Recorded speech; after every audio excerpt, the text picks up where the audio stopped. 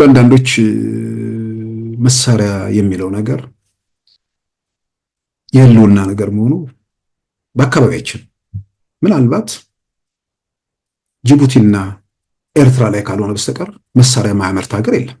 ሱዳን ታመርታለች፣ ኬንያ ታመርታለች፣ ኡጋንዳ ታመርታለች። ያው ሶማሊያ እንድታመርት አይጠበቅም፣ ራሱ አልነበረችምና። ወደ ድሮን በመሄድ ኢትዮጵያ የመጀመሪያው ነች። እርግጥ ግን የሌላ የዚህ ምንድን ነው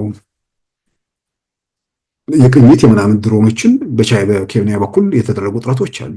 ውጊያ ድሮኖችን ኢትዮጵያ ወደ ማምረት ሄደችው።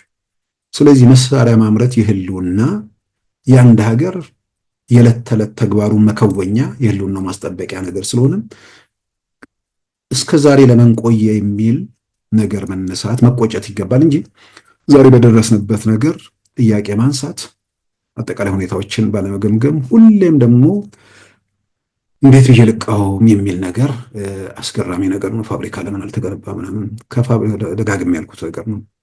ፋብሪካውን ገንብተህ በ6 ወር 30 ሚሊዮን ዶላር የሚያስገኝ ፋብሪካ የለም። ፋብሪካው ምን ስሙን ያስፈልገው የዳቦ ፋብሪካ የምናምን ፋብሪካ